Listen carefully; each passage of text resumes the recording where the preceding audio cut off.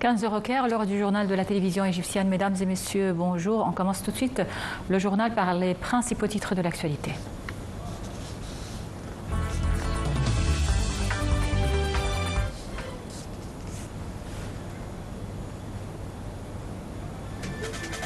Le Premier ministre tient une réunion pour suivre l'approvisionnement en électricité des projets de développement agricole dans le nouveau delta. Le 12e convoi égyptien d'aide humanitaire franchit le poste frontière de Rafah en direction de Gaza.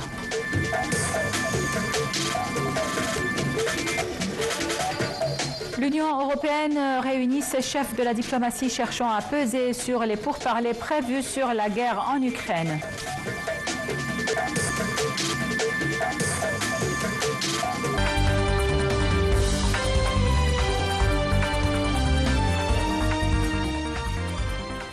À la une de l'actualité, le Premier ministre Moustapha Madbouli s'est réuni aujourd'hui avec le ministre de l'Électricité et des Énergies renouvelables, Mahmoud Esmot, pour suivre l'approvisionnement en électricité des projets de développement agricole dans le nouveau delta. Au cours de la réunion, M. Madbouli a affirmé que le gouvernement tient à poursuivre les efforts visant à assurer l'approvisionnement en électricité nécessaire à toutes les fins, en particulier dans le cadre du plan de l'État visant à créer de nouvelles communautés agricoles, industrielles et urbaine.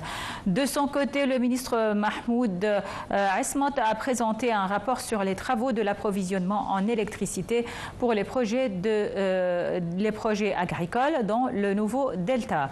Il a également abordé les efforts du ministère visant à la réhabilitation agricole.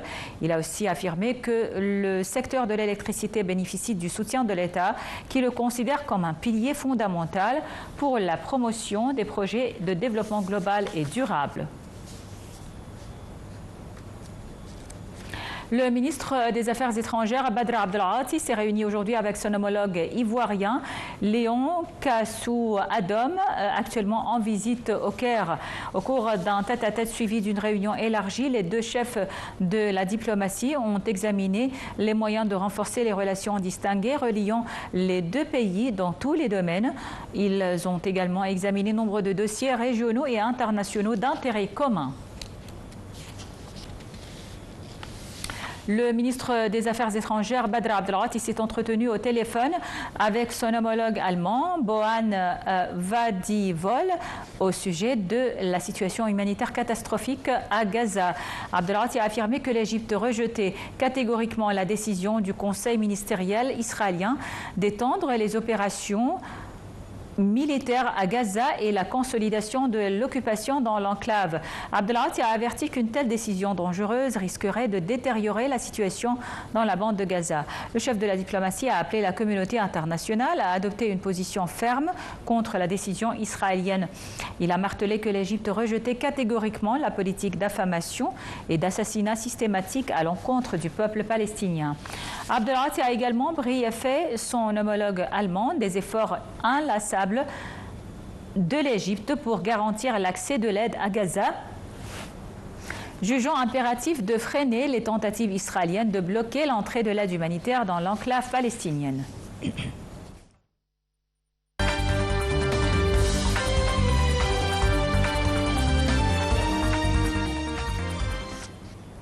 Le 12e convoi égyptien d'aide humanitaire a franchi aujourd'hui le poste frontière de Rafah en direction de Gaza. Hier, le 11e convoi égyptien d'aide, baptisé Zed al-Izza, est entré dans l'enclave transportant 3000 tonnes de denrées alimentaires et 5 camions de carburant. Ce convoi comprend des camions chargés de denrées alimentaires, de médicaments et de carburant nécessaires au fonctionnement des installations vitales. Ces efforts interviennent dans le cadre du soutien qu'accorde l'Égypte à la cause palestinienne et afin d'aider les Palestiniens à surmonter leur épreuve humanitaire actuelle.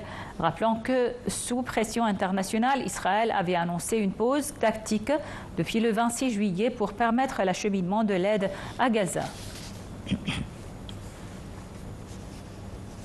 Sur le terrain, dans la bande de Gaza, l'agression israélienne se poursuit dans plusieurs régions du secteur.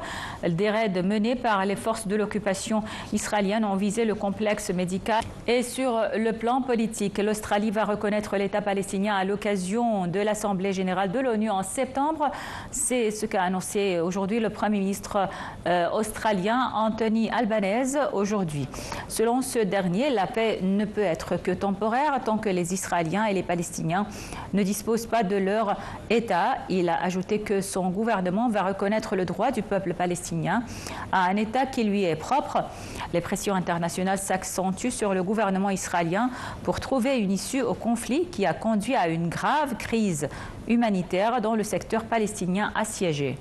Les violences en Cisjordanie se sont par ailleurs intensifiées depuis le début de la guerre que mènent les forces de l'occupation sur Gaza. Au total, les 3/4 des États membres de l'ONU reconnaissent l'État de Palestine proclamé par la direction palestinienne en exil à la fin des années 1980. L'armée de l'occupation israélienne a lancé des raids dans le sud du Liban au cours desquels elle a mené une opération de bombardement dans la ville de Riem. Des rapports ont indiqué que des drones israéliens survolaient à basse altitude des villages du sud du Liban.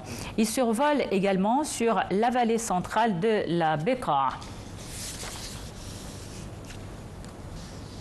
Et on passe aux dossiers internationaux. L'Union européenne réunit en urgence aujourd'hui ses chefs de la diplomatie, cherchant à peser sur les pourparlers prévus cette semaine entre Donald Trump et Vladimir Poutine sur la guerre en Ukraine, qui lui font craindre un accord aux dépens de Kiev. Les détails dans ce compte-rendu. Les Européens multiplient les contacts et s'efforcent de faire front commun derrière l'Ukraine depuis l'annonce de la tenue vendredi en Alaska du sommet réunissant les présidents américains Donald Trump et russe Vladimir Poutine. Il doit y être question, selon Donald Trump, d'un possible accord prévoyant des échanges de territoires pour mettre fin au conflit qui a fait des dizaines, voire des centaines de milliers de morts depuis plus de 3 ans dans les deux pays.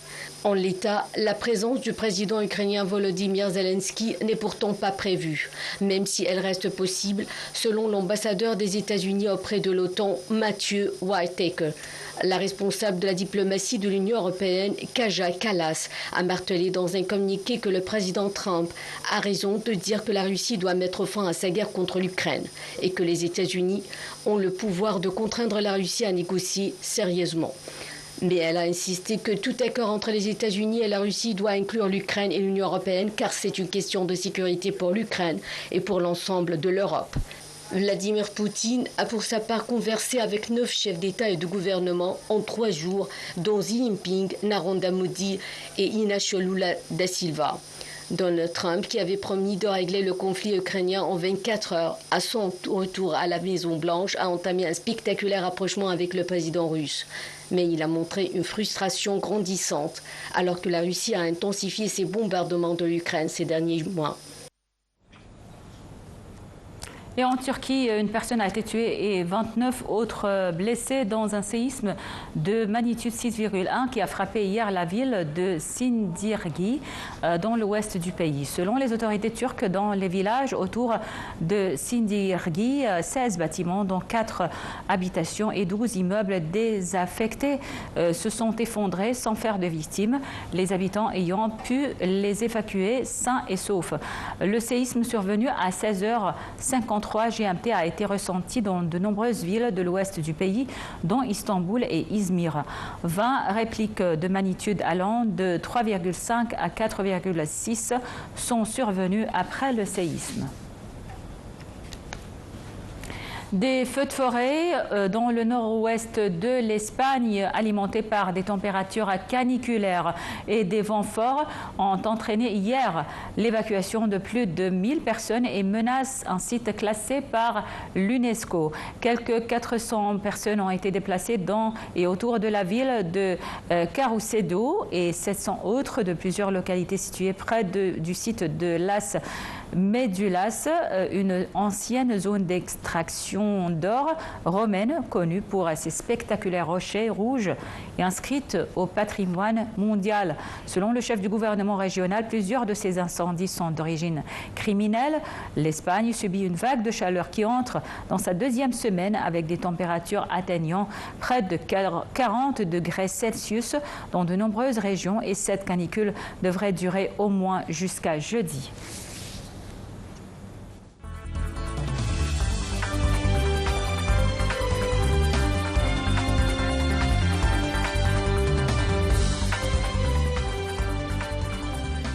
Et sur notre page économique, le taux d'inflation annuel de l'Égypte s'est établi à 13,1% en juillet 2025 contre 25,2% en juillet de l'année passée, selon les données de l'Agence centrale pour la mobilisation publique et les statistiques CAPMAS. Les détails dans ce compte-rendu. Le taux d'inflation mensuel en Égypte a reculé de 0,6% en juillet 2025, atteignant 13,1% contre 14,4% en juin 2025, selon les données de l'Agence centrale pour la mobilisation publique et les statistiques CAPMAS publiées hier le dimanche 10 août. L'indice général des prix à la consommation s'est établi à 256,5 points, marquant ainsi le deuxième mois consécutif de repli. Il est important de signaler que le taux d'inflation annuel avait atteint 25,2% en juillet 2024. Les 13,1% de juillet 2025 représentent donc une remarquable baisse. Cette modération annuelle est principalement liée au recul des prix des légumes, 15,4%, et des viandes et de volailles, 1,3%, bien que d'autres segments comme l'énergie, les services de santé et les transports continuent d'afficher de fortes hausses. À savoir que la Banque centrale d'Égypte a choisi de maintenir ses taux d'intérêt directeurs inchangés lors de la réunion de son comité de politique monétaire de 10 juillet, privilégiant la prudence face aux incertitudes économiques. La banque entend ainsi consolider cette tendance à la baisse de l'inflation et préserver les anticipations à moyen terme. La Banque centrale réaffirme son objectif de ramener l'inflation à 7%, plus 2 points en moyenne d'ici le quatrième trimestre 2026.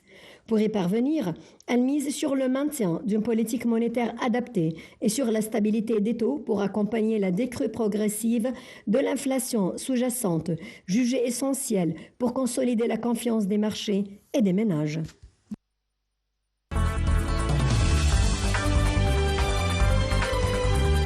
Voilà, donc c'était tout pour le journal. Merci pour votre attention et passez d'excellents moments avec la suite de nos programmes.